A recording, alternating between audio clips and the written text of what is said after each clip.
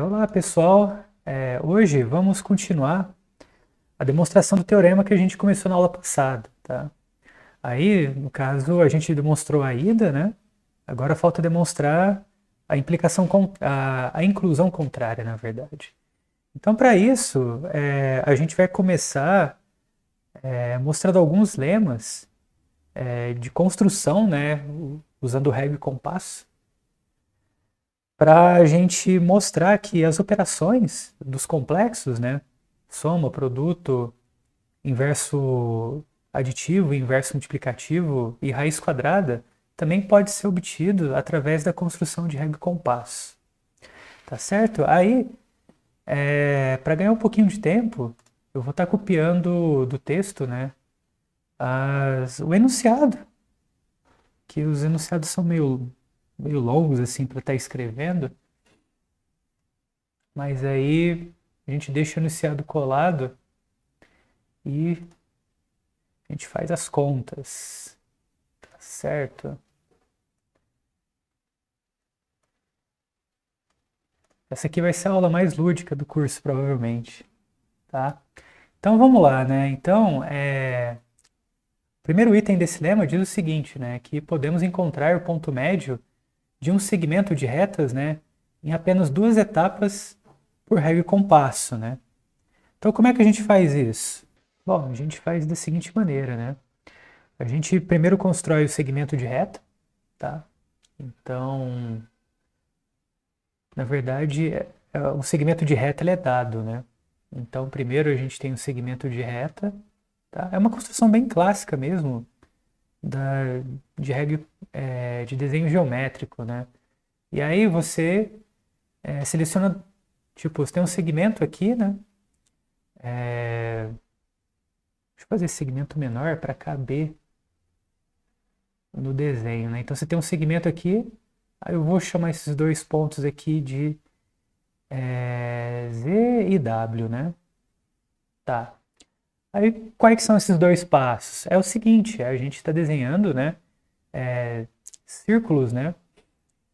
De raio Z, desculpa, de centro Z e raio esse comprimento aqui, tá? E a mesma coisa aqui, né?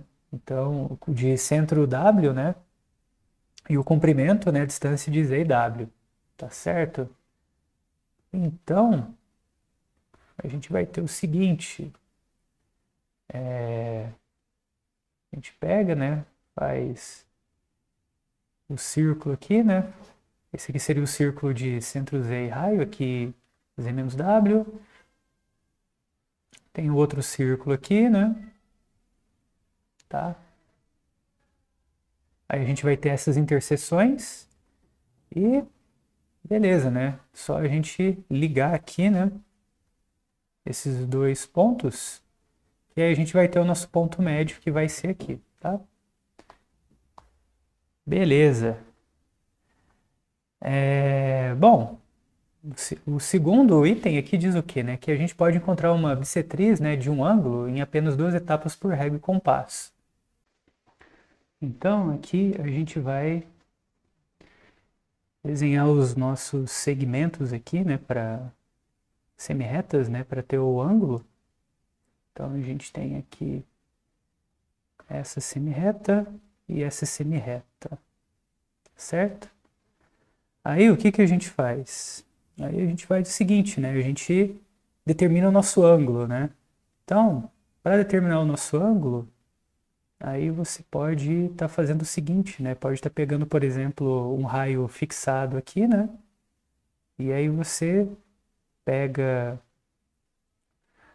Vou fazer o seguinte, né? Eu vou chamar isso aqui de A, aí esse pontinho aqui de B, vou chamar aqui de baixo de B, e esse aqui de C, né? Só para falar que aqui é a semirreta AB e aqui é a semirreta AC, tá? Aí vamos tá pegando agora um círculo, né? De origem A e raio 1, por exemplo, para estar fazendo isso aqui, né? Para estar determinando o nosso ângulo, né? Que o nosso ângulo é esse arco aqui, né? Aí eu vou estar chamando esses pontos de P e Q, né? P e Q. Tá certo? E agora, o que que a gente faz? Agora a gente faz o seguinte, vamos... Aqui eu peguei um, né? Então, vamos pegar agora uma circunferência de centro em Q e raio 1, tá? E outra circunferência de centro em P e raio 1. Uma vez que a gente faz isso, a gente vai ter que elas vão se interceptar aqui e também aqui embaixo, né? Sei lá, aqui. Aí a gente pega a semirreta, né, que passa nesses pontos aqui de interseção, né? Certo? Aí faz de conta que a gente conseguiu dividir aqui o ângulo, né? Mas se fizer bonitinho aí com régua e compasso mesmo, né? Aí vocês vão ver que vai dar certo aí, tá? Bom, agora a gente tem o seguinte, né? Que um ângulo pode ser copiado em apenas 3 etapas com régua e compasso. Tá, beleza, né? Como é que a gente faz isso? Deixa eu ver se eu consigo copiar isso aqui.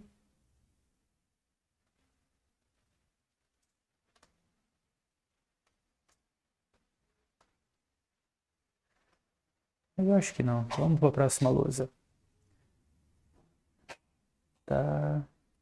Aqui só vou encolher e tal, mas eu acho que dá para fazer isso aqui, ó. Dá para deixar aqui. Aí eu acho que ele corta. Beleza, cortou. Muito bem, né? Então agora a gente vai proceder da seguinte maneira. Então, vamos desenhar aqui o nosso ângulo, né? Então aqui a gente tem fazer assim, tá? Vou chamar esse ponto aqui de A, tá certo? E vou estar, bom, chamar novamente aqui de AB e AC, tá certo? Aí vamos pegar o nosso ângulo θ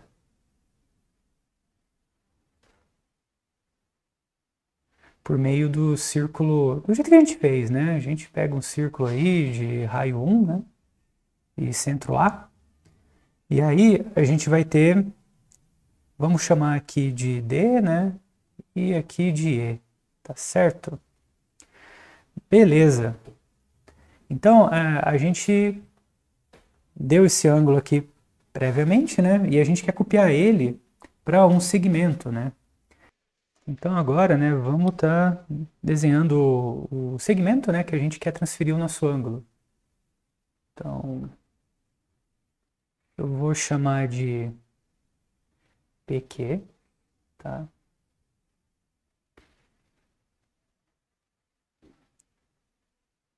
Vou botar esse aqui um pouco mais para cá. E vamos fazer o seguinte, né? A primeira coisa é desenhar uma circunferência, né, de centro P e raio 1. E vou estar pegando essa interseção aqui. E vou estar chamando de S, tá? Aí o que que a gente vai fazer agora? A gente vai fazer o seguinte, né? A gente vai olhar essa distância aqui, que é E menos D, tá? E vamos estar transferindo essa distância aqui, tá? De S até aqui. Uma vez que a gente faz isso, aí a gente consegue estar transferindo o ângulo para cá, tá bom? Beleza, né? E agora, como é que a gente pode estar fazendo o quarto item? O quarto item é basicamente o seguinte, né? Você pega... Vamos pegar nossa reta R aqui.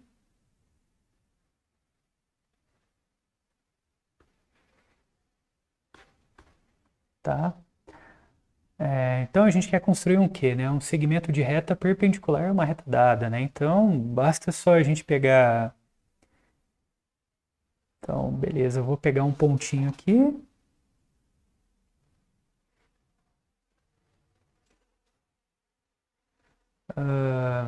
Ponto A. Aí eu construo um círculo aqui só para eu ter... Então eu vou construir agora um círculo de centro A e raio 1, tá? Aí eu vou obter os pontos B e C aqui, tá? Técnica bem conhecida de desenho geométrico também, né? E agora o que a gente faz, né? Agora eu vou construir um círculo, né, de centro B e raio B menos C e faço a mesma coisa com o centro C, né? Então aqui eu vou ter algo assim, que vai, aí depois vai lá para baixo, né? Aí aqui é a mesma coisa, né? Aqui e vai lá para baixo, né? Então, aí eu pego esses pontos de intersecção e desenho a minha perpendicular, tá? Então, são todas técnicas de desenho geométrico, tá certo? Beleza, qual o nosso próximo resultado aí de construção? Deixa eu copiar ele aqui.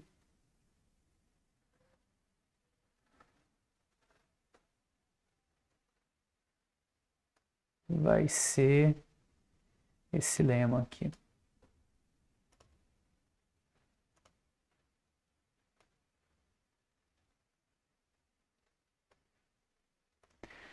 Que ele diz o seguinte, né, que por meio de régua e compasso, né,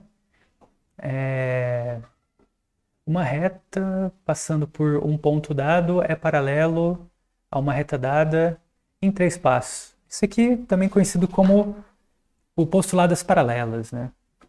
Então, o que a gente vai fazer aqui, né? A gente vai dar uma reta, tá? Então, eu vou dar uma reta e um ponto fora dessa reta, né? Que eu vou chamar de P, tá?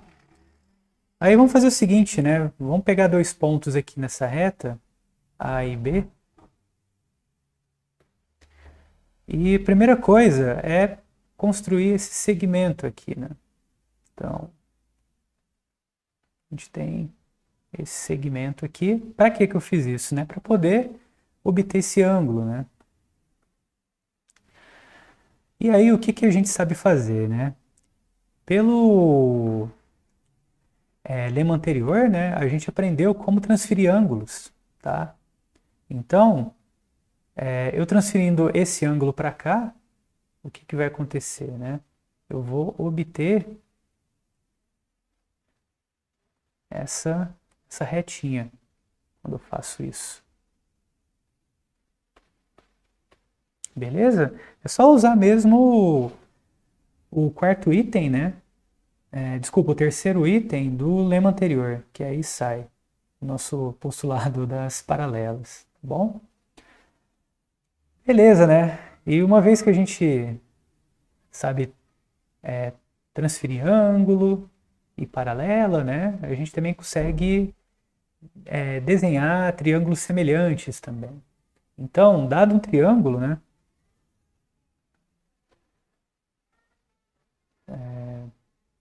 Dado um triângulo e um segmento de reta, né? Podemos construir usando régua e compasso, né? Em 7 passos, um triângulo semelhante ao triângulo dado, cujo um dos lados é o segmento dado. Tá, então o lance é o seguinte, né? Então, primeiro a gente vai ter um triângulo, né? Então, a gente tem um triângulo aqui, tá bom? Que eu vou chamar de A, B e C. E eu tenho um segmento dado, né? Que eu vou chamar esse segmento de P e Q. Tá bom? Bom, aí eu vou dar nome para esses ângulos aqui, né? Então, eu tenho que esse ângulo aqui eu vou chamar de θ. E esse ângulo aqui eu vou chamar de φ, tá? Beleza, né? Então, em 3 passos, né, a gente aprendeu a transferir esse ângulo para cá, né? E em 3 passos a gente aprendeu a transferir esse ângulo para cá também. Vou tentar deixar o mais parecido possível.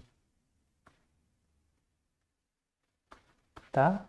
Aí o último passo é o quê, né? É pegar esse pontinho aqui, tá certo? E sei lá, a gente pode chamar de S.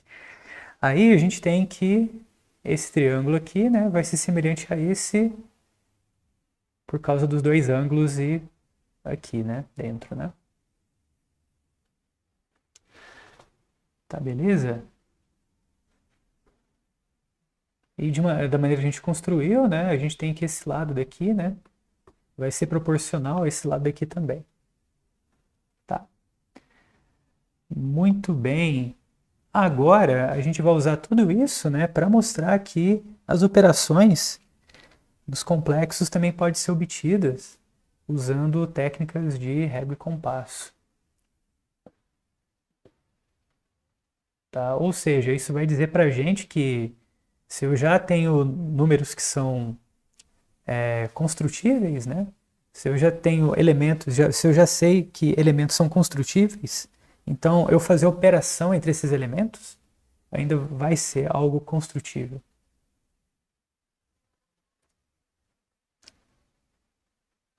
Então, beleza. Então vai ser esse teorema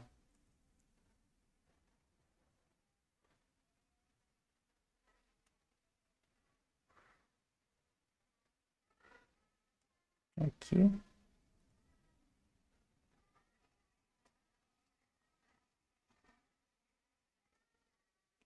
Certo?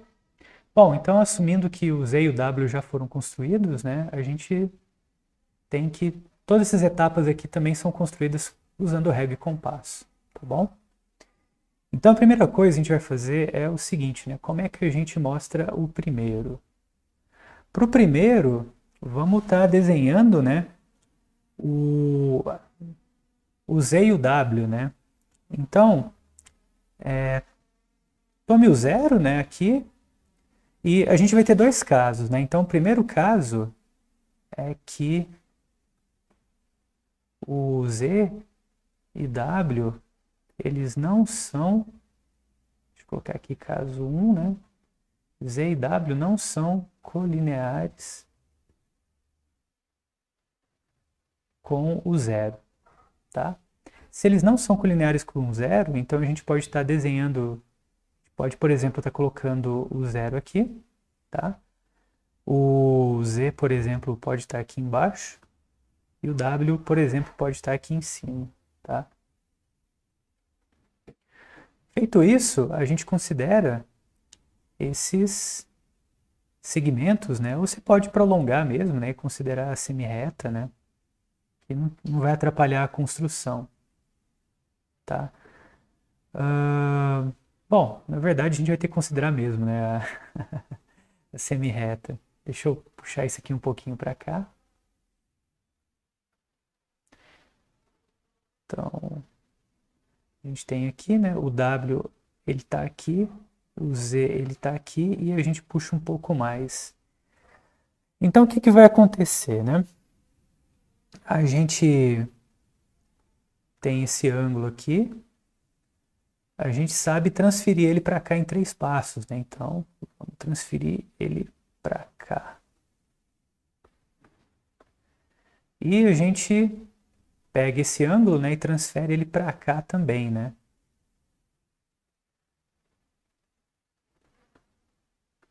Tá certo? Aqui a gente aplicou a famosa regra do paralelogramo.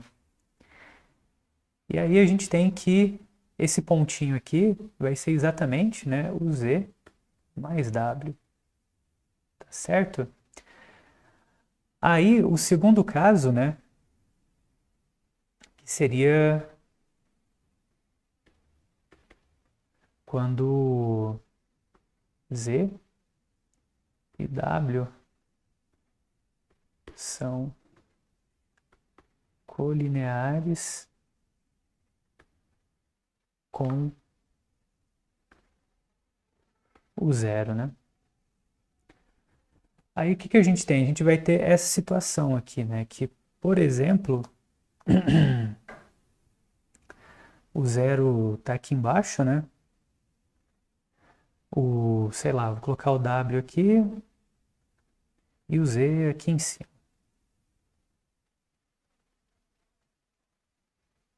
Tá bom? Aí, aí o que que a gente faz, né? Aí a gente tem o seguinte, né? Vamos pegar agora... Deixa eu só checar aqui qual que é o tamanho, né? É só pegar aqui o módulo de W, né? E desenhar o círculo de centro Z e módulo de W. Então, eu faço isso porque nesse caso, né? Na verdade, eu analiso e vejo quem que tem norma maior, tá? Aí, quem tiver norma maior, no caso aqui é o Z, né? Ele vai ser o centro. E quem tiver norma menor, a gente usa a norma dele para ser o raio do nosso círculo. Então, deixa eu até desenhar aqui como eles são colineares, né? Então eu posso até estar desenhando uma reta aqui que passa entre os pontos, né? Beleza. Aí agora a gente pega o círculo, né, de Z e distância aqui W, né? Então vai ser algo assim, né?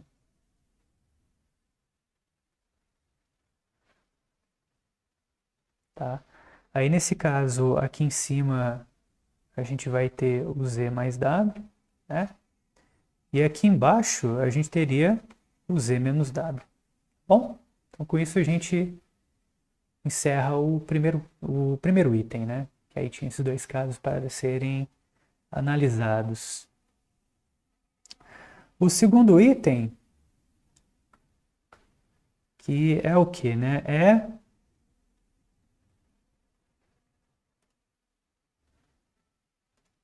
Deixa eu estar copiando aqui de novo. Ah, tá. Só eu dar o Ctrl V aqui. Tá. Aí o segundo item diz o que, né? Que o menos Z pode ser construído em um passo, né? E de fato pode mesmo, né? É só você fazer o seguinte, né? Você tem, por exemplo, suponha que aqui seja o zero. Aqui é o Z, tá certo? Aí você pega a reta, né? E une esses dois pontos, tá? Bom, aí o que que a gente faz? A gente pega o círculo de centro zero e raio módulo de Z. Então, o cara que tiver aqui do outro lado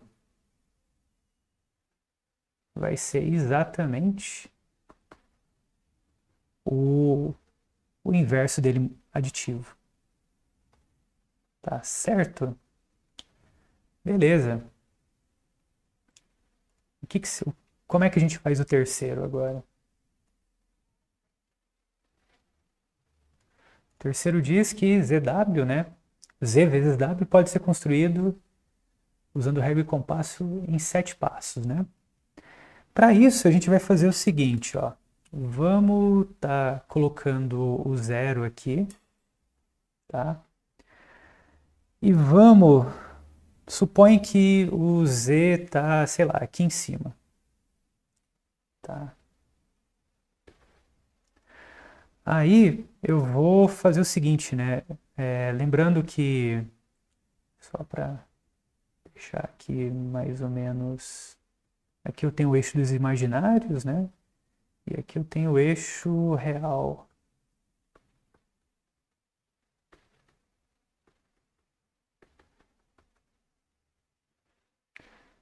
Então, aqui eu suponho que o número 1, né, esteja aqui. Aí eu vou estar considerando esse triângulo aqui, ó.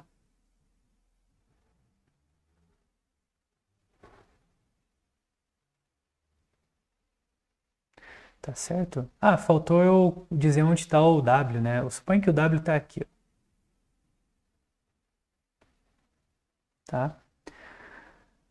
Beleza, né? Aí o que que a gente vai fazer, né? Eu vou... Ah, perdão. colocar o W mais para cá. Suponho que o W está aqui, mais para cá. Beleza, né? Aí o que que a gente vai fazer agora? Agora a gente vai fazer o seguinte, né? Primeiro vamos desenhar aqui esse segmento, né? Tá? Aí eu vou desenhar um triângulo, tá? Semelhante a esse, tá bom? Em que esse lado daqui seja proporcional a esse lado daqui, tá? Uma vez que eu faço isso, né, seguindo os passos que a gente viu no lema anterior, a gente vai produzir um ponto P, que ele vai estar aqui. E aí a gente consegue fechar o nosso triângulo. Tá certo? Então a gente tem que... Aí esse ângulo aqui vai ser igual a esse, né? E esse ângulo aqui vai ser igual a esse ângulo aqui. Tá bom? Então vamos lá, né? Aí eu afirmo para vocês que esse ponto P, ele de fato, né, vai ser o Z vezes W. Tá? Por que que a gente pode falar isso, né? Pelo seguinte, ó, por semelhança, né, a gente vai ter a seguinte coisa, ó. A gente tem que o módulo de P está para o módulo de W, né? Assim como o módulo de Z, né? O módulo de Z é isso aqui, tá? Tipo, esse pedaço aqui, ele é proporcional a esse, né? Então, assim como o módulo de Z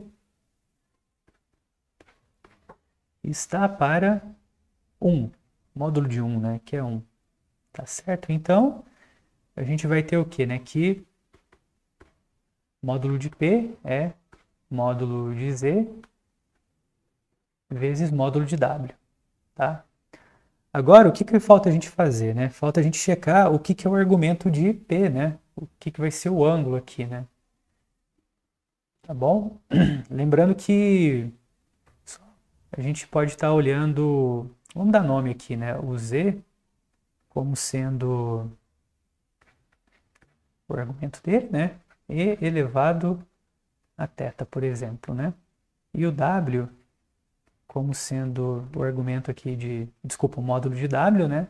E elevado ao argumento de W, né? Que vamos chamar de φ, né? Então, se reparar bem, aqui é o seguinte, né? Então aqui a gente tem o nosso θ, né? E que é isso aqui, né? E aí a gente tem aqui o W, o argumento aqui de W, o φ, é isso aqui, tá? Então, quando você somar, né, o θ com o φ, dá isso aqui tudo, né? Dá isso aqui daqui até aqui, tá? Isso aqui seria θ mais φ, tá? Lembrando que quando eu tenho a multiplicação, né, de dois números complexos, né, eu multiplico o módulo, né, deles, e aí eu vou ter e elevado à soma dos argumentos, né? Então, o argumento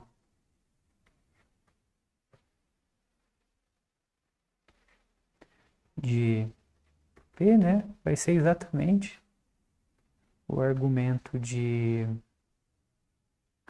Z mais o argumento de W. Tá certo? Então, portanto, né, a gente tem que P é igual a ZW. Muito bem. Então, agora vamos para o próximo item. Próximo item é a gente conseguir obter o inverso multiplicativo, né? Para isso, a gente vai estar fazendo o seguinte. A gente vai... Vamos tomar aqui Z como sendo R, E e θ, tá?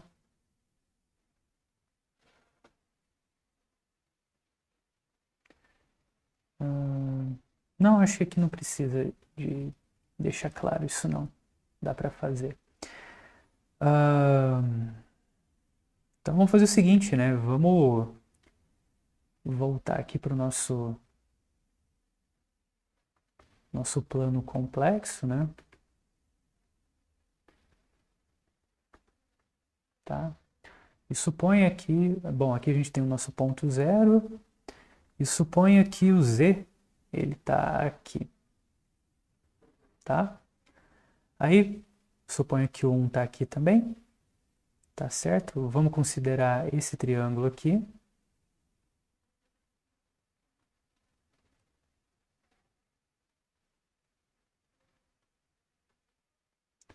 Tá certo? E vamos pegar o ponto Z da seguinte forma aqui, ó. Vamos prolongar aqui essa reta, né? Vamos considerar a reta 0Z, tá? Então a gente dá uma prolongada nela aqui.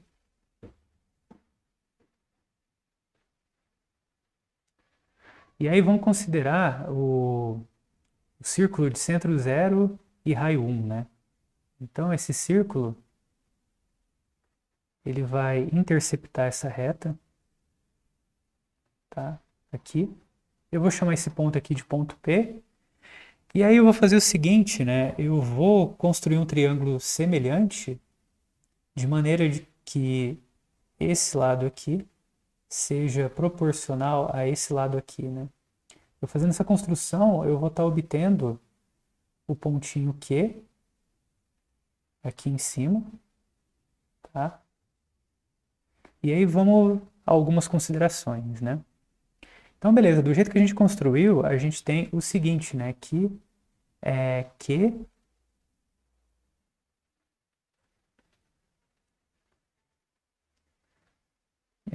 módulo de Q, né? Tamanho de Q está para o tamanho de P, que é 1, tá certo? Então aqui, no caso, é o tamanho de P, né? Que eu estou colocando aqui no 1, tá? Assim como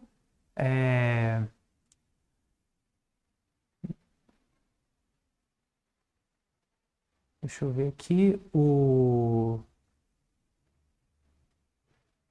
1, né? Está para Z. Tudo bem? Ó, assim como esse, né, está para Z, né? Desculpa, assim como o 1 está para esse tamanho aqui que é Z, tá certo? Assim como o 1 está para Z. Tudo bem? Então, feito isso, a gente conclui o quê? Que de fato, né, esse Q, ele tem norma 1 sobre Z. Só que agora, beleza, né? Eu preciso dar uma girada nesse aqui para encontrar o elemento que tem um argumento correto, né? Porque o que que acontece, né? Eu preciso que quando o inverso, né, o 1 sobre z multiplicado com z dá exatamente 1, né? Então a gente pode fazer o seguinte, ó, chama de θ o argumento de z, tá? Aí o que que a gente faz agora? A gente faz o seguinte, né? A gente vai e constrói, né, pega esse ângulo aqui, né, e escreve ele aqui embaixo, tá? Então, deixa eu até mudar a cor aqui. Vamos pegar esse ângulo e vamos desenhar ele aqui embaixo de novo, tá? Aí, o que a gente faz agora? Aí você pega o círculo, né, de centro 0 e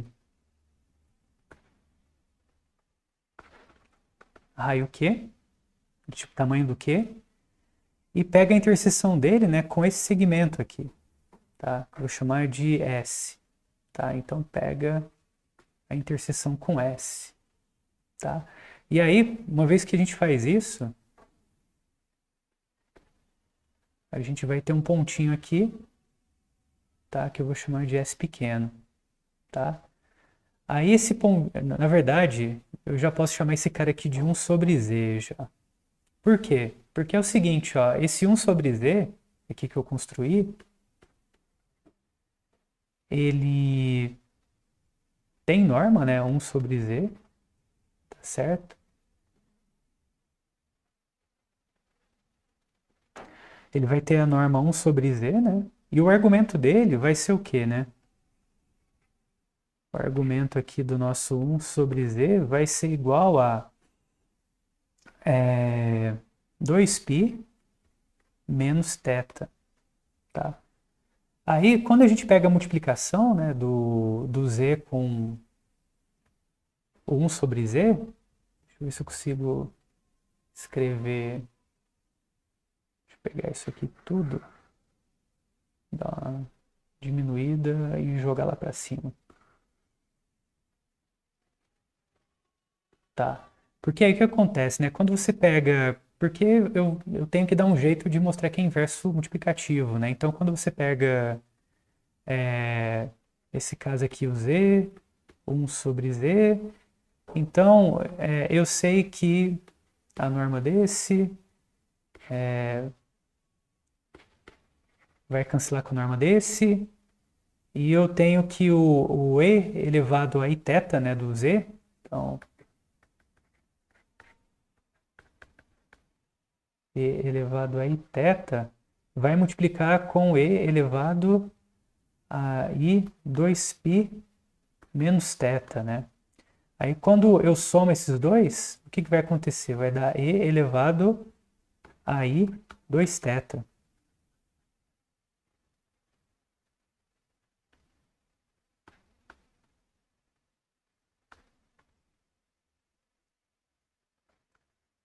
E o E elevado a I 2θ é o quê, né?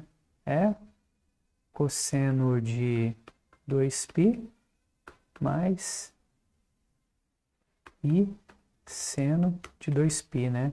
Que isso aqui tudo vai dar 1, tá bom? Então, essa expressão toda aqui, né, vai dar 1, tá? Aí esse cancela com esse que dá 1. Então, eu mostrei que, de fato, né, o Z sobre que esse cara, de fato, é o inverso, né? Então, aqui a gente só tem que tomar esses cuidados, né? O primeiro é localizar, né, o lugar onde o elemento tem a norma, né, como, desculpa, o módulo como sendo 1 sobre o módulo dele como sendo exatamente o módulo de 1 sobre Z, certo? E depois a gente precisa localizar a posição dele no complexo, né, no plano complexo. Na verdade, então, vocês entenderam o que eu quis dizer, né? Plano considerando os reais, o eixo dos reais e o eixo dos imaginários, né? E localizar o cara certinho para a gente poder, quando a gente fazer a multiplicação desses complexos, né, dar de fato que é o inverso. Tá, beleza? Então agora a gente tem o nosso último caso, né? Que vai ser o seguinte. Que vai ser esse aqui. Opa, peraí só um momento. Tá.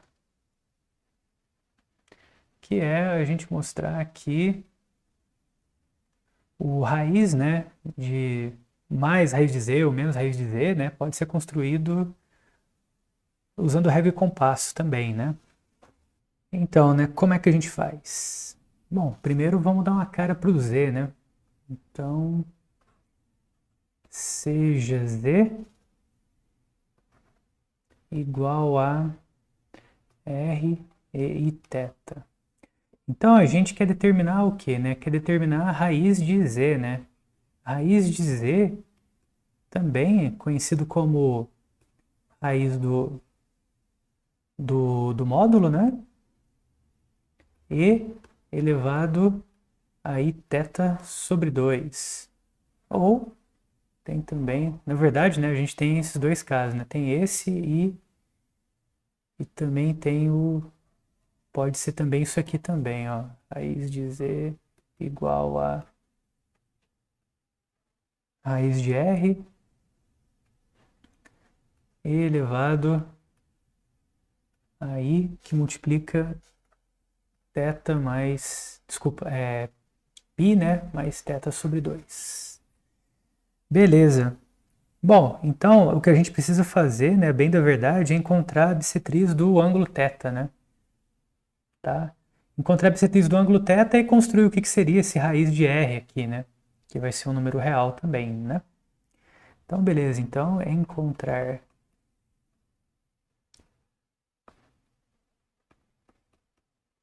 o que seria θ sobre 2, né? A bissetriz de θ e raiz quadrada de r positivo, né? Então, beleza, né? Então, vamos lá. Então, vamos tentar fazer tudo através de um desenho, né? Já que estamos fazendo construções geométricas. Então, aqui é o seguinte, vamos colocar o zero aqui. E o z faz de conta que ele está aqui em cima.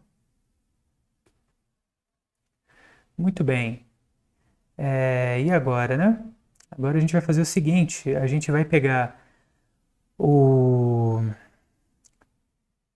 Bom, a gente vai dar uma prolongada aqui na reta, tá? Acho que provavelmente vai ser necessário puxar um pouco para lá. Então, deixa eu fazer isso. Então, vou pegar o 1 aqui, tá? Vou pegar o 1 aqui mais próximo. Então, só lembrando, né, que a gente tem algo assim nos complexos.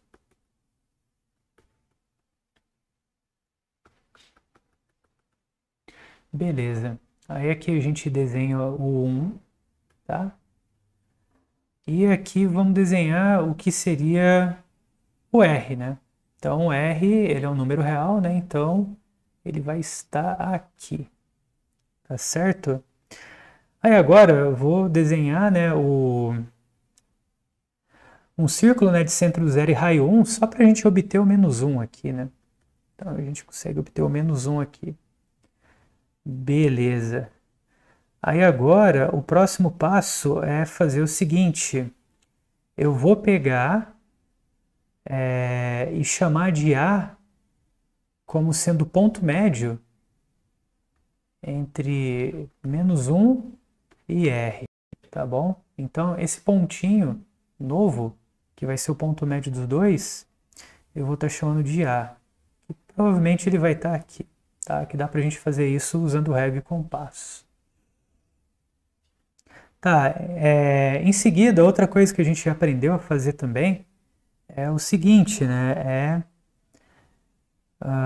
Desenhar perpendicular, né? Então, vou colocar aqui em branco, né? Vou desenhar uma perpendicular aqui do ponto zero, com relação a essa reta aqui, né? Que a gente tinha desenhado já, né? Se não tinha, é só ligar os pontos aqui e desenhar, tá certo?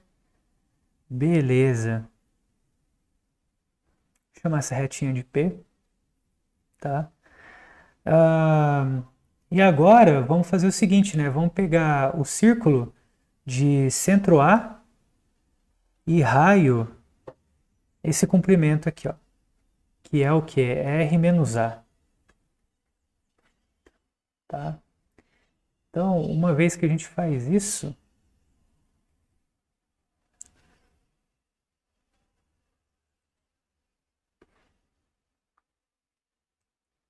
sobe aqui, aí ele vai passar aqui, né? Então, isso aqui o que é? É o círculo de centro zero e raio R menos A. Tá?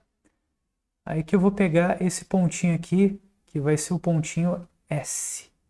Tá bom? Muito bem. Aí o que acontece agora? Repara o seguinte, que eu vou dar um zoom out aqui. A gente está nessa situação, ó. A gente tem isso, isso, e a gente tem algo, sei lá, assim, por exemplo. Tá?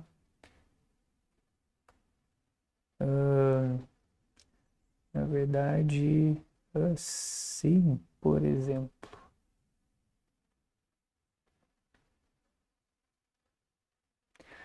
Beleza? Enfim, e o Azinho tá aqui, né? Então a gente tem que o S, a gente pegou aqui, certo? Que ele tem esse comprimento. Só que esse comprimento aqui de baixo também vai ser o mesmo comprimento desse aqui de cima, tá? Então esse verdinho aí é o módulo de S, tá bom?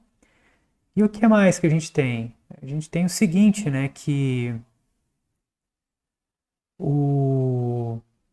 esse círculo aqui, do jeito que a gente construiu, ele vai estar passando aqui no menos 1. Eu devia ter subido menos.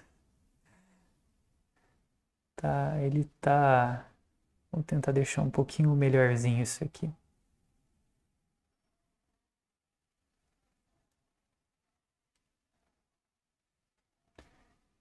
Então, do jeito que a gente construiu, né? Ele vai estar aqui passando no menos 1 também, tá? Então, o nosso S, ele tá, na verdade, aqui embaixo, né?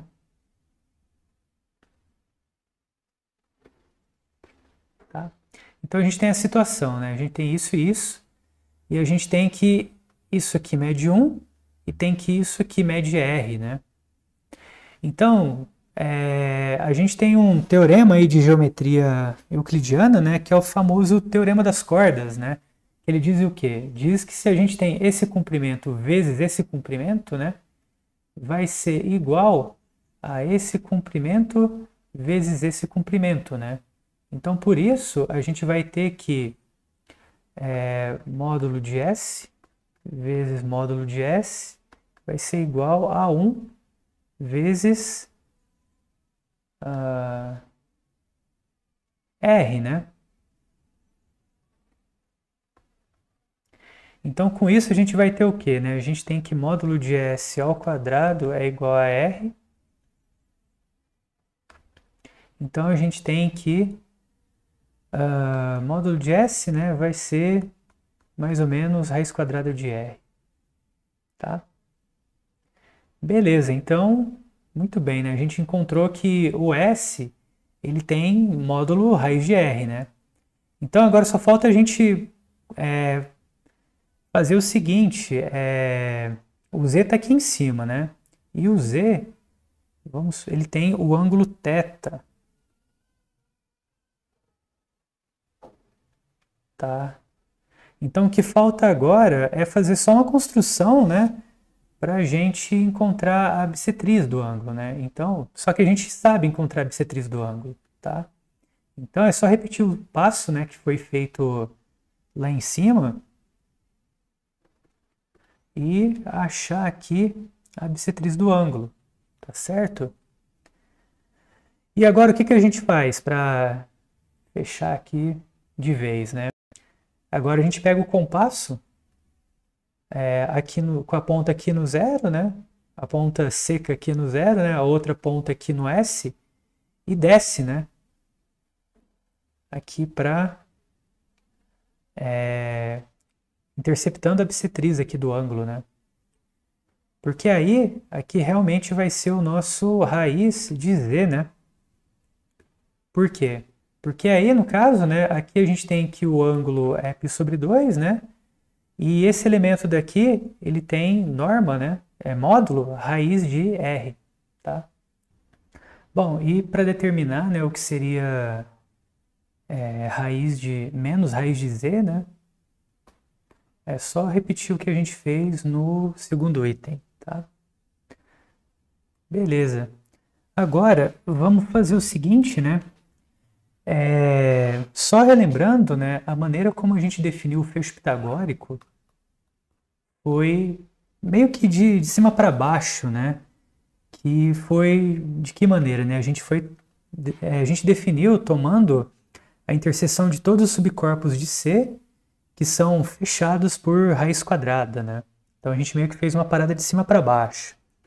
Agora, né, a gente vai ver que a gente também consegue fazer uma definição do fecho pitagórico de baixo para cima, tá? Ou seja, a gente vai estar pegando todas as raízes quadradas possíveis e meio que juntando tudo, tá? Então, note que a gente tem o seguinte, ó. Quando a gente pega um corpo, né, e faz isso aqui, raiz de A.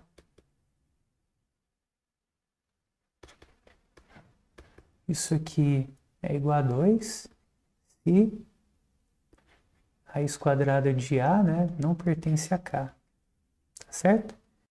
E a gente tem o seguinte, né, que quando a gente pega esse grau aqui de extensão,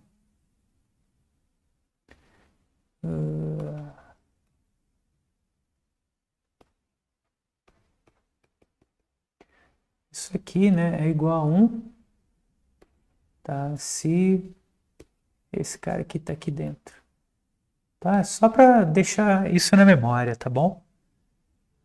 Muito bem. Então, vamos ver o nosso primeiro lema,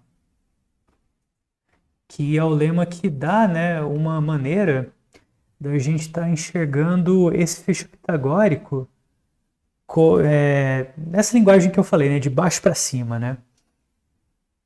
Então, vamos fazer o seguinte, ó, seja, eu vou chamar desse T aqui meio esquisitão, né? Um conjunto de subcorpos de C, tá certo?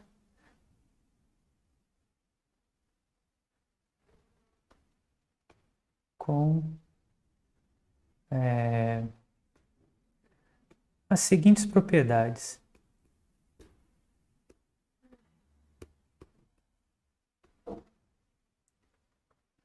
Então, na verdade, né, eu vou estar definindo o que é esse T, tá?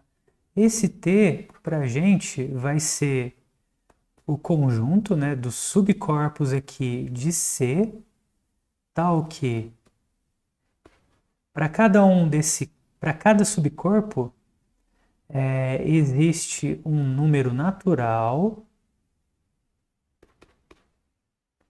de maneira que, aí aqui bota um negócio assim, eu tenho isso aqui, ó, que eu vou chamar de Q igual a K0, e eu vou ter meio que essa cadeia aqui, né?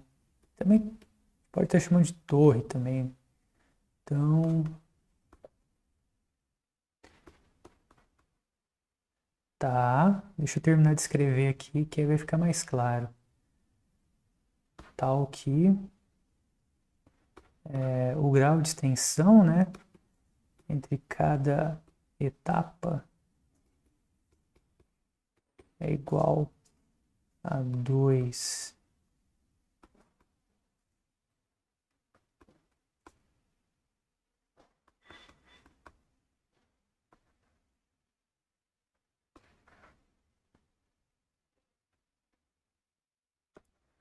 tá? Então a gente tem esse conjunto aí. Vamos entender o que é esse conjunto T, né? Esse conjunto T, ele é formado, cada elemento, se eu pegar um elemento, né, desse conjunto T, que vai ser um subcorpo, o que vai ter de interessante, né? Vai existir uma cadeia de subcorpos, né? Começando no Q, porque o Q, como a gente viu, é o menor subcorpo, né, de C. Então a gente vai ter uma cadeia de subcorpos, né, onde quando você pega, por exemplo, o grau de extensão, né, de K1 com K0, isso é 2. O grau de extensão de K2 com K1, isso também é 2, né? Então a gente tem uma cadeia, né, de subcorpos, onde 2 a 2, né, cada 2 respectivo que você pega, né, vai ter grau de extensão 2, tá? De maneira que o último, né, vai ser o próprio K, né? Então, eu estou pegando todos os... Esse conjunto T, né, é o conjunto de todos os subcorpos de C, onde você consegue, né, essa cadeia que começa lá embaixo, né, nos racionais e chega, né, e vai subindo, vai crescendo, né, até chegar nesse K, tá certo? Um exemplo de elemento desse T, né, por exemplo, esse carinha aqui, tá? Por quê? Existe uma cadeia, né, que seria essa daqui, que está contido em Q raiz de 2, tá? E se você pegar o grau de extensão, né, de Q raiz de 2 com Q, tá? Isso aqui é 2, tá bom? Então, estou considerando esse conjunto, né, T, de todos os subcorpos de C que tem essa cara, né? Ou pode ser escrito como uma... ou ele possui, né, dentro dele uma cadeia, né, de subcorpos, começando com os racionais que tem essa cara, né? Beleza, então, o que esse teorema diz, né? O que esse lema diz? A gente tem... isso aqui foi só um exemplo, né? Na verdade, né, o lema ele ainda continua, porque aqui eu coloquei só um exemplo para a gente enxergar, né, que cara que tem esse conjunto aqui, tá? Esse conjunto de subcorpos, né? Então até aqui foi só um exemplo, né? Aí é o seguinte, né, esse teorema diz o seguinte, que quando eu pego a união de todos os elementos de T, né, ou seja, de todos os conjuntos, né, que são elementos de T, isso vai me dar o feixe pitagórico, tá? Então, o que significa isso, né? Isso aqui significa que eu estou pegando... Você pode escrever também desse jeito, assim, né? Você pode pegar K pertencente a T, né? K. Dá na mesma, tá? Estou pegando a união, né, de todos os subcorpos, né, que são elementos aqui do T. Beleza? Então, bora lá, né? Como é que a gente mostra isso?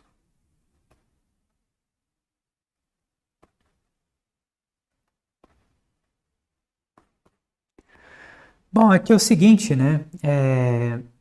Note, né, que cada elemento do feixe pitagórico, né, vai estar dentro de algum desses Ks aí, né?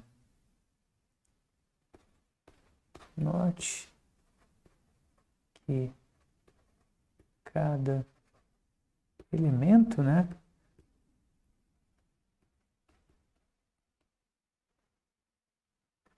está em algum K pertencente a T. Por quê, né? Porque a própria maneira como a gente definiu, né, o feixe pitagórico, né? O feixe pitagórico o que é, né? É o menor corpo, né, que contém os racionais, né, e todas as raízes de tudo quanto é número racional, tá? Todas as raízes quadradas, tá bom? Então, os elementos, né, o que acontece, né? Para cada elemento que você pega aqui, né, que, tipo, porventura pode ser alguma raiz quadrada de alguém, né, vai estar dentro, né, de algum desses subcorpos aqui, né, porque esses subcorpos, eles são meio que construídos para isso, né, já que a gente está pegando meio que cadeias, né, de coisas de grau 2 dentro dele. Tá beleza? Bom, e o contrário também vale, né? O contrário, o que que é, né? O contrário é a gente pegar um elemento que está aqui na união, né? E mostrar que está no fecho pitagórico, né? Então, o que que acontece, né? Vou colocar assim, ó, o contrário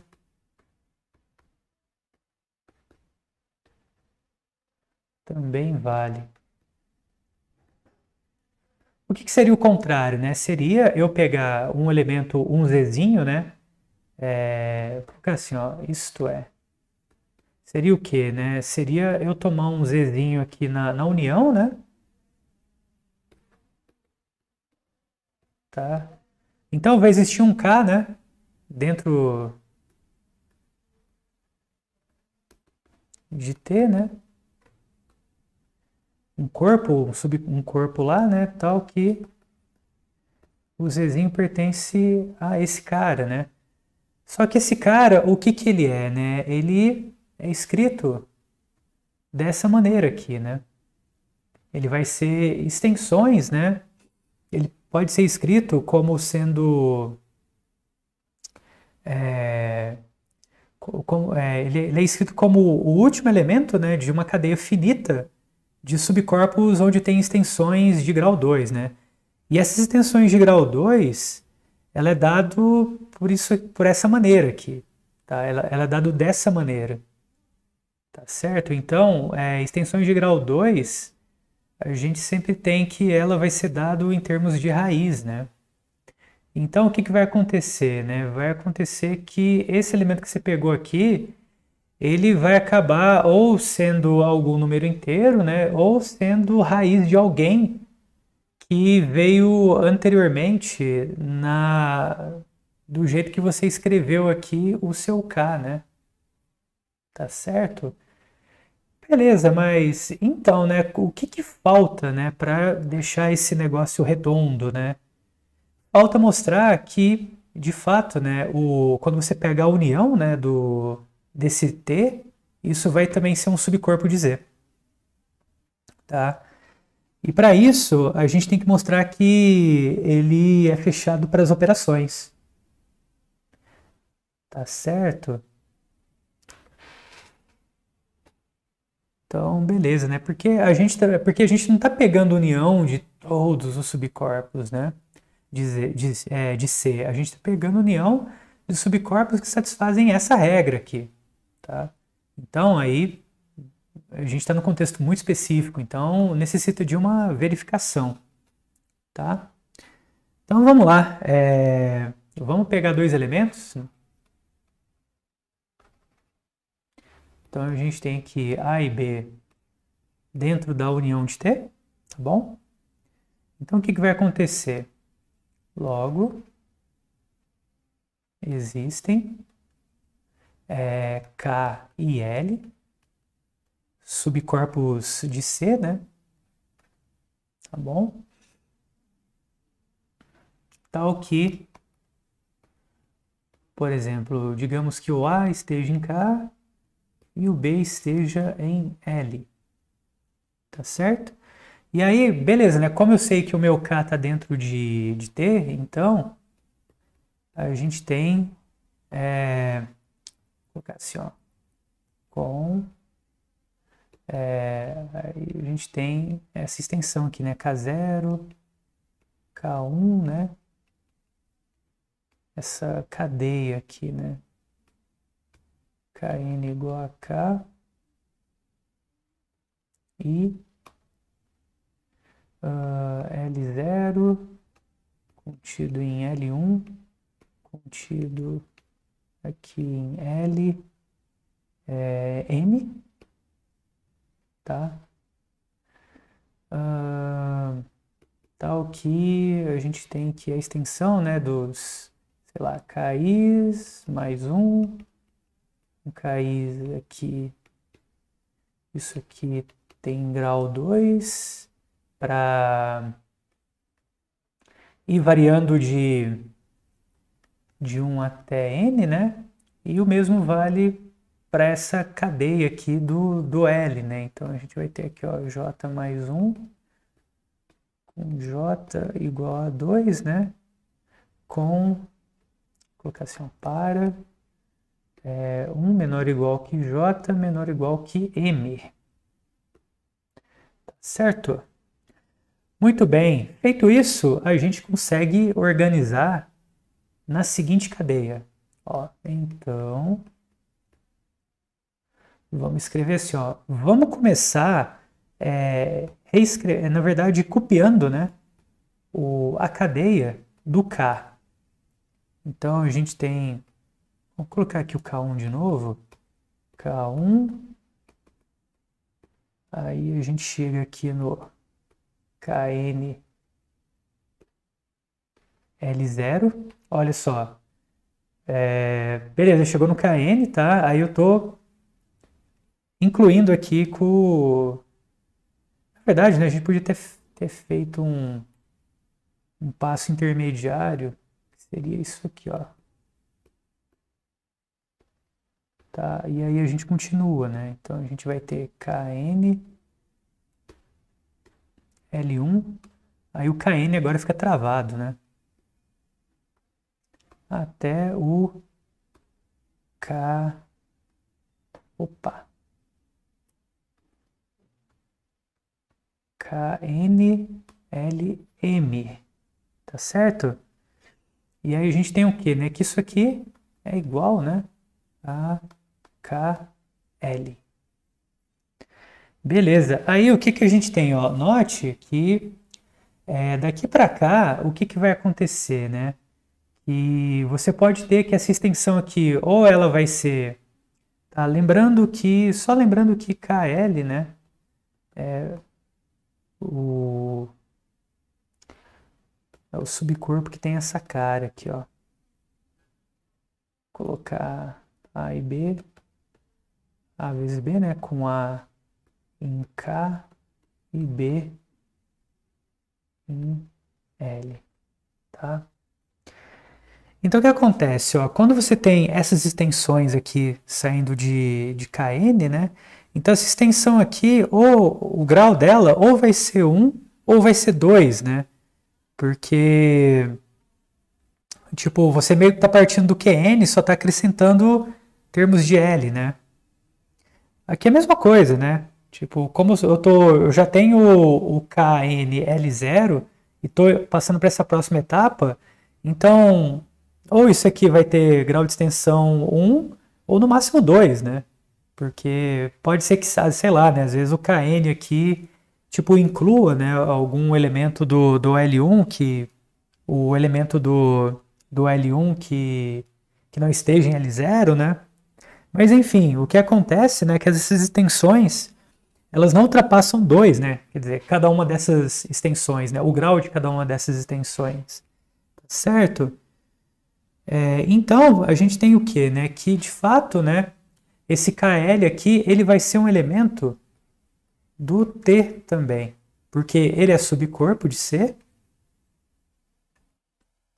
Quem tiver com dúvida pode dar uma checada. Lembrando, né, que eu acho que a gente chegou a fazer isso no contexto de anel, sabe? Mas é bem parecido. Tá? E aí com isso, né, exibindo essa cadeia, a gente mostra que esse cara aqui também é um elemento de T, né? E aí o que que acontece, né? Então a gente tem que A e B vão ser elementos, né, de KL. Então, como A e B são elementos de KL, então aí já era, né? O KL é corpo, né? Então a soma e o produto, né, vai estar lá dentro também, tá? Então logo A mais B e A vezes B vai estar dentro de KL, né? Então ele é fechado para as operações. Então, com isso, né, o que que acontece? A gente verifica, né, que a união de T realmente também vai ser um subcorpo, né, de C. Tá certo, gente? Então, só para concluir aqui, né, portanto, a união de T é um subcorpo de C, tá? Melhor que isso, né? Na verdade, isso aqui é o próprio feixe pitagórico, né? É uma outra maneira da gente estar escrevendo. Muito bem, uma vez que a gente conhece esse lema, a gente consegue demonstrar o seguinte teorema.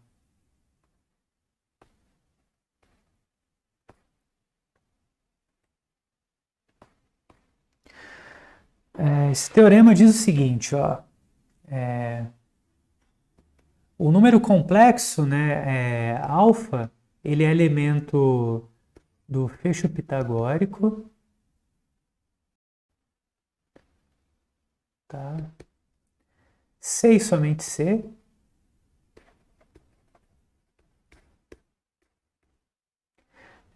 Existe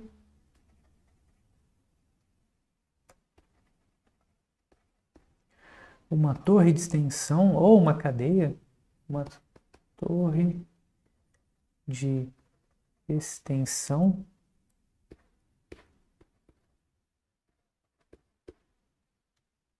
ou de extensões, né, na verdade,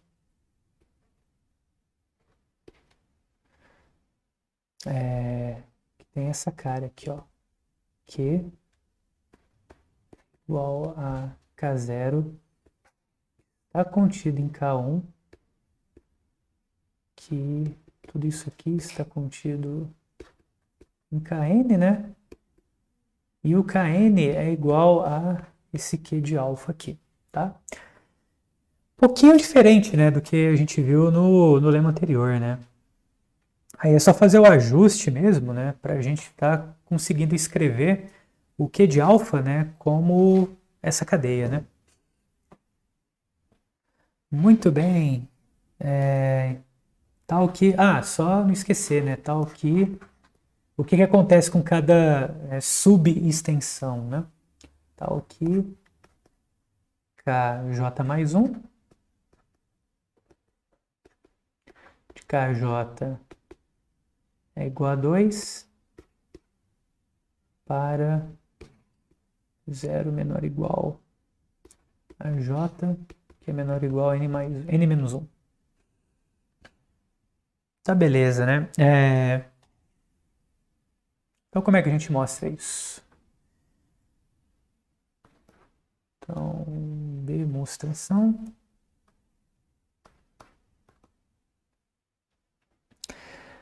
Então, vamos lá, né? Suponha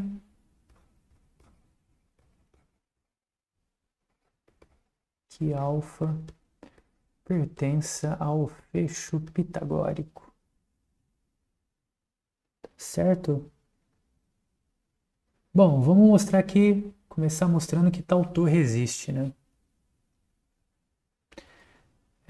Então, pelo lema anterior,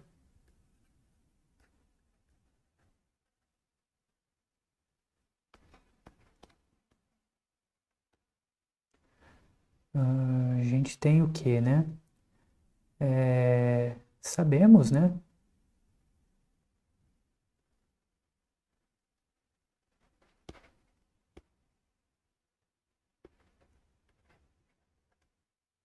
Que existe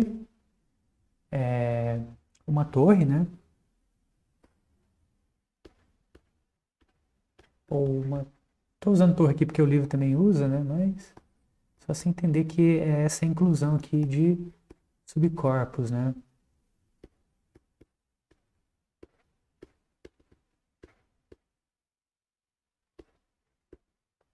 Chegando aqui em LM. Bom, tal que o grau de extensão, né, de cada um deles, de cada 2 a 2 aqui, consecutivamente é 2, né?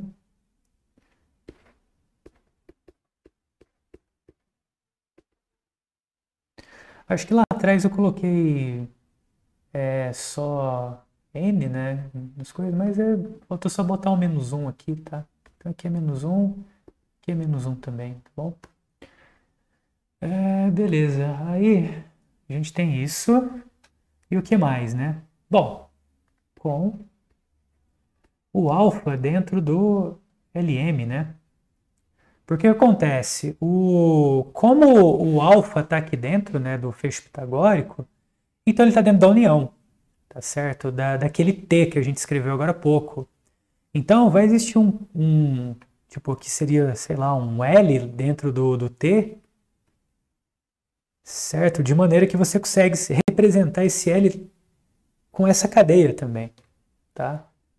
E, e como ele está na união, né? Então, existe esse L, né? Que ele vai estar dentro desse L e belezinha, né? Muito bem. E esse L, esse LM, ele também é um subcorpo, né? E como o alfa está aqui dentro, então a gente pode concluir sem medo que o Q alfa também vai estar dentro desse LM, tá certo? Muito bem. Ok, né? Agora a gente precisa só, como posso dizer, né? Dar um jeito de cortar, né? Os subcorpos da extensão de maneira que caiba certinho o Q alfa, tá? Aí a ideia é essa. Então, beleza, né? Então, para isso, o que que a gente faz, né? A gente faz assim, ó.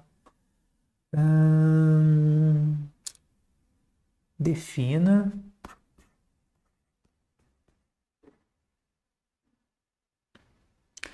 para cada zero menor ou igual que j menor ou igual que m-1, o conjunto mj aqui, ó.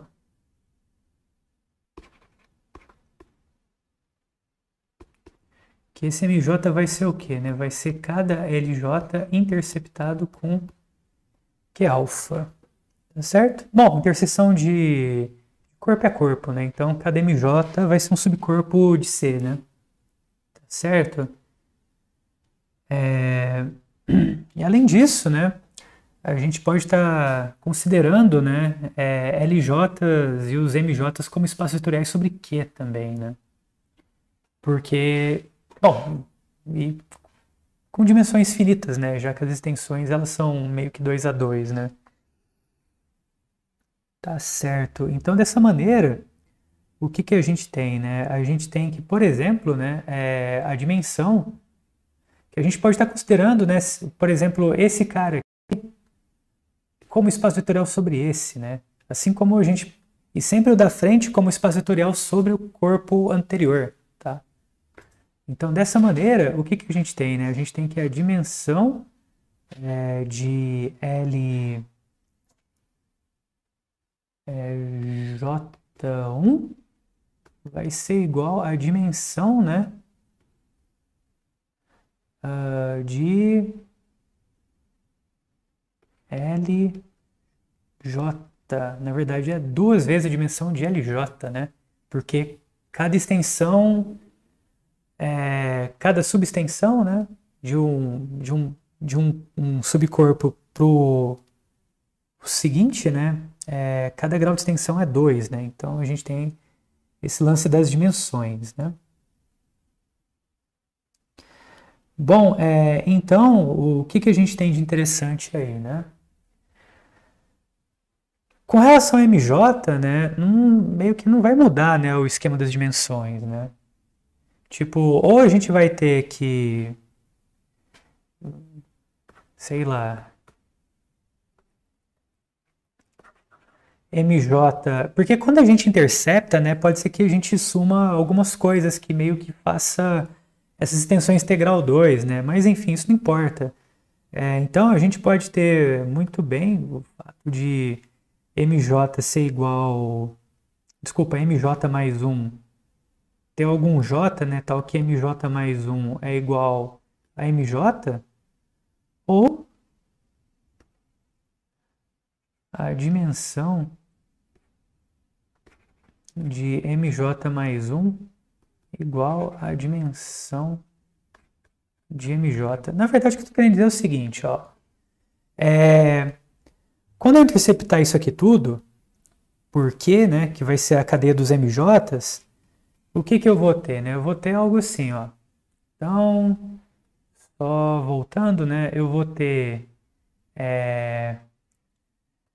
vamos lá, vamos escrever direitinho aqui, ó. Q interceptado com Q alfa, tá? E depois eu vou ter que isso aqui vai estar contido em L0 interceptado por Q alfa.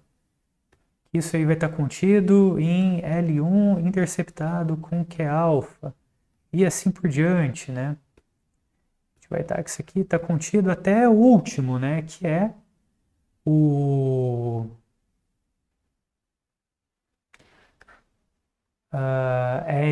LM interceptado com Q alfa. Porém, a gente mostrou, né, que o Q alfa está dentro do LM. Então, essa interseção dá exatamente o Q alfa, né? E aqui eu estou chamando cada um desses caras aqui de MJ, né? Ah, na verdade isso aqui é igual, né? Tá. Isso aqui é exatamente o Q, né? E esse aqui é o nosso M1, esse aqui é o nosso M2, tá? Então a gente, beleza, né? A gente só pegou as interseções e conseguiu obter o que a gente queria, né? Que essas interseções, essas inclusões, ou elas vão ter grau de tensão 1 ou grau de tensão 2, né? Na verdade, quando você está pegando interseção, você diminui, né? Você não acrescenta coisa, tá? Então, meio que essa que é a ideia. Tá certo, gente? Então, com isso, a gente mostrou o teorema aí, né? E depois desse trabalho todo, a gente tem um belíssimo resultado, que é o seguinte, né? A parte A, o que a gente mostrou? A gente mostrou que se o cara é construtível, né? Se alfa é construtível, então o alfa está no feixe pitagórico, né? Tá certo? Então, juntando tudo isso que a gente fez, né, a gente tem esse belíssimo teorema que sai como consequência imediata de tudo isso que a gente já fez. Que diz o seguinte: se alfa é construtível,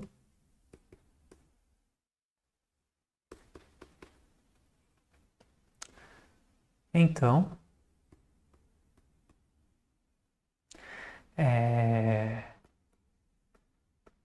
que essa extensão é o que, né? É uma potência de 2.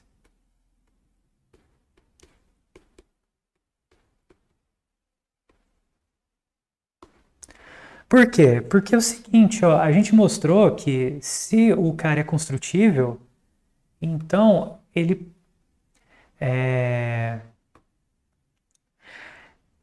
se o cara é construtível, né?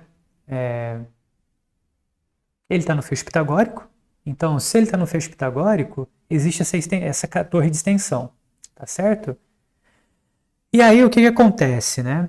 Cada uma dessas extensões intermediárias tem grau 1 ou grau 2. Então, quando a gente usa a lei da torre, né, para calcular a extensão total, né, de Q alfa com relação a Q, então meio que você vai ter várias multiplicações no meio, né?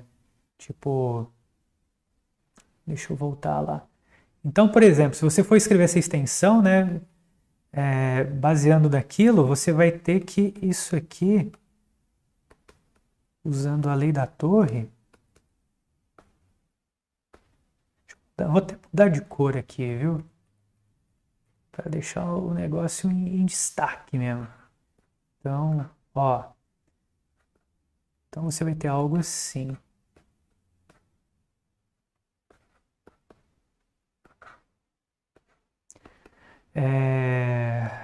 Então você teria isso aqui. Repetindo meio que aquela cadeia, né, que a gente escreveu lá. Lá era o que a gente colocou?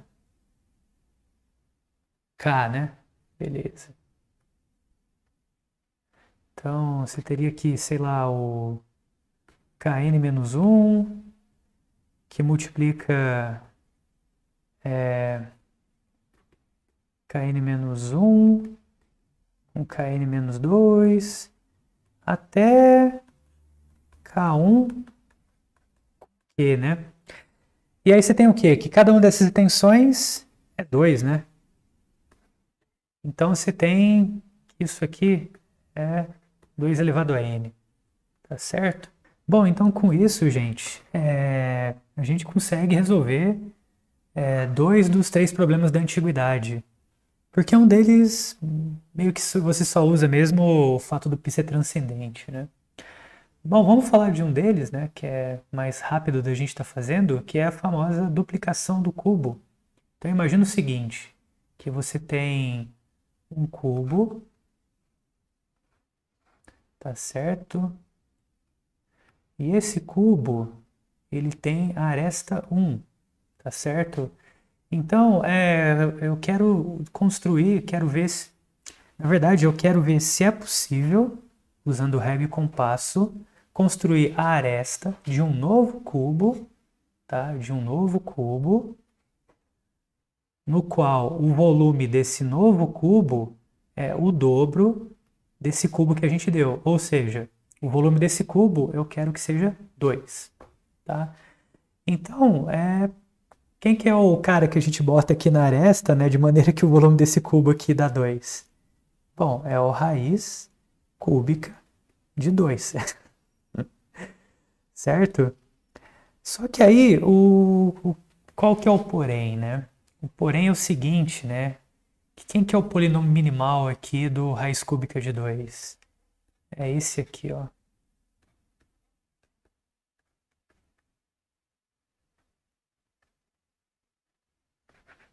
Certo?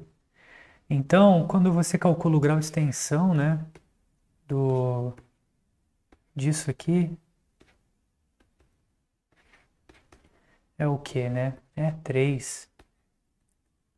Então, pelo teorema aqui, isso implica que o número raiz cúbica de 2 ele é impossível de ser escrito usando régua e compasso. Tá certo?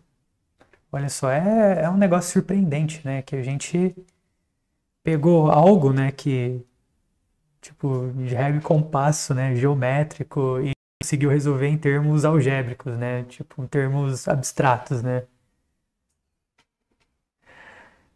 Acho que tá faltando alguma coisa, né, gente? Falta, né? Falta terminar a demonstração, né? Do, do teorema que identifica, né, o feixe pitagórico com os construtíveis, né? Falta, na verdade, falta fazer o quê, né? Falta demonstrar o que seria, nas notas está escrito com a parte B, né, que é mostrar que o feixe pitagórico está contido naquela união, né, dos pontos construtíveis, né? Então, vamos lá. Então, demonstração que falta é o que, né? Mostrar isso aqui, né? Que feixe pitagórico está contido na união, né? De n de 0 até infinito, que eu coloquei lá, né? P de n. Tá certo? Então vamos lá. Depois que a gente fez todo esse trabalho aí, também vai ser bem rápido mostrar isso. Então vamos pegar aqui um elemento no feixe pitagórico, tá certo? Então, por esse teorema que a gente escreveu agora há pouco, né? Antes desse, né? Para construtível, né? A gente pode afirmar o seguinte, que existem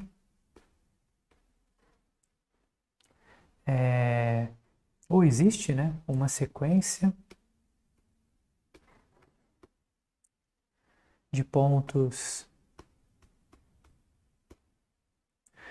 Z0, tá, que eu vou chamar de 0, tá bom? Z1, que é 1, tá?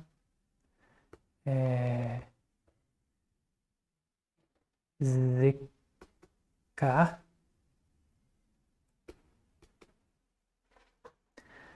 tal que acontece isso aqui, ó. Eu vou escrever um negócio que vai parecer meio estranho, mas eu já explico o que isso significa. Tal que zi mais 1 pertence a z0 até zi alfa, onde alfa quadrado pertence a q de z0 até z. Isso aqui significa o seguinte, gente. Como esse cara aqui pertence no feixe pitagórico, a gente consegue uma cadeia, né, de extensão de grau 2, né? E para cada cadeia, né, a gente teria meio que o seguinte, né? Por exemplo, a gente teria que o Z0, né, ele vai estar contido, por exemplo, no Z0, Z1, tá? Então aqui eu estou adicionando esse Z1, que vai ser o cara em que a raiz quadrada dele não está aqui dentro, desculpa, é o cara que isso que eu ia falar mesmo, né? É o cara que o quadrado dele está aqui dentro, mas a raiz quadrada dele não necessariamente está, tá? Pode ter que esteja, mas não necessariamente está. Mas aí qual que é o lance, né? Que a gente mostrou agora há pouco, né? Que raiz quadrada e todas as operações básicas, né, dos complexos, né? Se a gente já sabe que algum número já é construtível, então a gente pegar as operações entre esses números construtíveis, inverso, aditivo, multiplicativo, raiz quadrada ainda é construtível, tá? Então, por mais que, por exemplo, esse Z1 aqui o que acontece? Por mais que esse Z1 não esteja aqui dentro, mas se o Z2 está aqui dentro, o que significa? Significa que o Z2 ele é escrito, né, em termos de coisas construtíveis, tá? Então, quando você tira a raiz quadrada do Z2, desculpa, do Z1 ao quadrado, vai dar mais ou menos Z1, né? Então, como eu sei que o Z1 quadrado é construtível porque ele está aqui dentro, né? E eu estou supondo que esse cara aqui já é construtível também, tá? Então, com isso, eu garanto que o Z1 é construtível. Que na verdade é isso que eu estou falando aqui, ó. Tal que esse cara aqui está aqui dentro, onde esse último cara é o cara que não necessariamente está aqui dentro, mas a raiz quadrada dele tá. Tá certo? Então a gente consegue fazer essa construção de maneira. Só um momentinho. De maneira que cada um desses elementos aqui dentro, né, sejam construtíveis, até chegar ao ponto, né, de que a gente tenha o nosso ZK, né?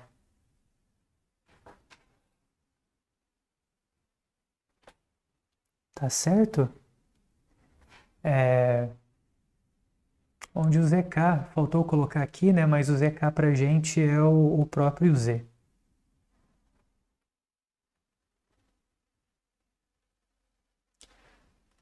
Tá bom, gente? Né? Foi uma aula um pouco densa também, né? Mas procura ver com mais calma, tá? Veja as notas também, que lá tá escrito tudo isso que foi falado. E qualquer dúvida, né, a gente discute na próxima semana, tá certo? Aí é bom tirar um tempo, né, para estar admirando aqui esse teorema aqui, né? Que realmente é incrível. Então, beleza, gente. Então, se cuidem e até a próxima.